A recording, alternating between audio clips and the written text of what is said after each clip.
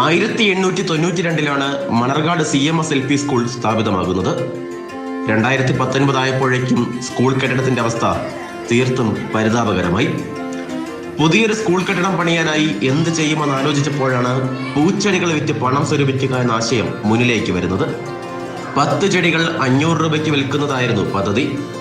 ഉദ്യമത്തിന് സ്കൂളിന്റെ ലോക്കൽ മാനേജറായ father Deepu Eby John പേരുമിട്ടു മലർക്കാട്.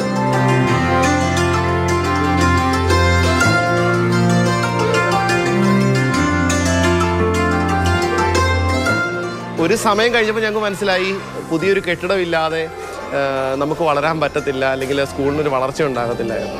നമ്മൾ 2 കുട്ടികൾ എന്ന നിലയിലേക്ക് താണുപോയൊരു സ്കൂളിൽ നിന്ന് പിന്നീട് വളർച്ചയുടെ ലെവൽ ഒരു 10ലേക്ക് ഒരു വർഷം കൊണ്ട് കഴിഞ്ഞപ്പോഴത്തേന് തീർച്ചയായിട്ടും പുതിയൊരു കെട്ടിടത്തെപ്പറ്റി ചിന്തിക്കാൻ തുടങ്ങി. എന്തെങ്കിലും ഒരു തുടക്ക പണം കണ്ടെത്തുന്നതിൻ്റെ ആവശ്യമുണ്ടല്ലോ എന്ന് ചിന്തിച്ചപ്പോഴാണ് നമുക്ക് ചെടികൾ നട്ട് കിളിപ്പിച്ച് വിൽക്കുന്ന ഒരു പദ്ധതിയെപ്പറ്റി നമ്മൾ ആലോചിച്ചത്.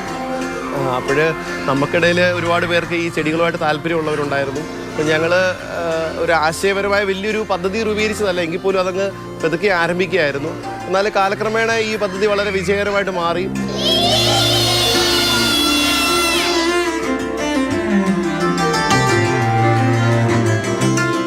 ഈ സ്കൂളിലേക്ക് പഠിക്കാൻ കുഞ്ഞുങ്ങൾക്ക് വരാൻ വളരെ ഉത്സാഹമാണ്, രക്ഷിതാക്കൾക്കും ഉത്സാഹമാണ്. അടുത്ത വർഷം അധികം കുഞ്ഞുങ്ങൾ വരുമെന്ന് ഞങ്ങൾ പ്രതീക്ഷിക്കുന്നു. ഇവിടെ വരുന്ന ഓരോ കുഞ്ഞുങ്ങളുടെയും സർവ്വതോന്മുഖമായ വളർച്ചയാണ് ഞങ്ങളുടെ ആത്യന്തികമായ ലക്ഷ്യം. ചെടി വിൽപ്പനയിലൂടെ 5 ലക്ഷത്തിലധികം രൂപയാണ് കണ്ടെത്തിയത്. പൂർവ്വ വിദ്യാർത്ഥികളും നാട്ടുകാരും ഒപ്പം കൂടിയതോടെ 55 ലക്ഷം രൂപയുടെ സ്കൂൾ കെട്ടിടം ഒരുങ്ങി.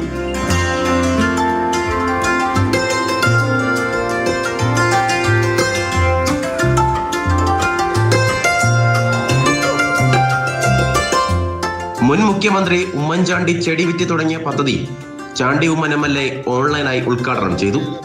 ആയിരക്കണക്കിന് ചെടികൾ വിറ്റ് ആ മലർക്കാട് വഴി നിങ്ങൾ സ്വരൂപിച്ച ഫണ്ട്, ആ ഫണ്ടിനോട് ചേർത്ത് പൂർവ്വ വിദ്യാർത്ഥികൾ സഹായിച്ചിരിക്കുന്നു.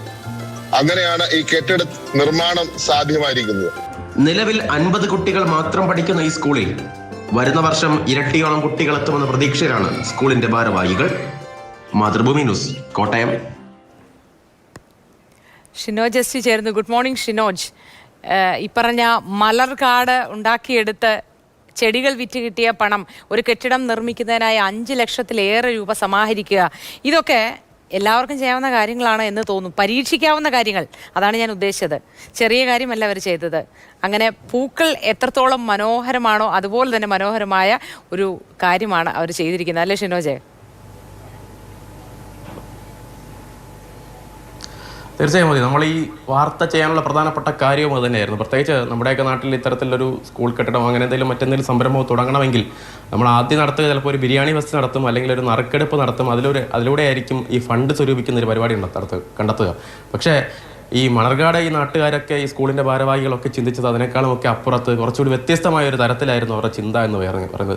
നമ്മുടെ നാട്ടിലൊക്കെ ഉള്ള ചിലപ്പോൾ നമ്മുടെ വീട്ടിലൊക്കെ ഒരു പൂവ് തന്നെ ഇഷ്ടം പോലെ കാണും. അത് ചിലപ്പോൾ നമുക്ക് ചിലപ്പോൾ ശല്യമായിരിക്കും.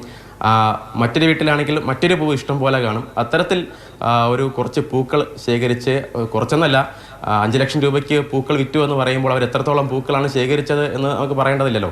അത്തരത്തിൽ പൂക്കളെ ശേഖരിച്ചു കൊണ്ട് അത് വിൽക്കുക, അത് നാട്ടുകാർക്ക് വിൽക്കുക. അങ്ങനെ ഒരു സ്കൂൾ കെട്ടിടം പണിയുന്നതിന് വേണ്ടി ഏകദേശം 5 ലക്ഷത്തിലധികം രൂപ ചെടികൾ വിറ്റ് സ്വരൂപിക്കുക എന്ന് പറയുന്നത് ഒരു വലിയ കാര്യം തന്നെയാണ്. നമുക്ക് പലർക്കും ഒരു മാതൃകയാക്കാൻ പറ്റുന്ന ഒരു കാര്യം തന്നെയാണ് ഈ മണർകാട് CMS LP സ്കൂളിലെ ഭാരവാഹികളെല്ലാം പറഞ്ഞത്. നമുക്കൊക്കെ മാതൃകയാക്കാൻ കഴിയുന്ന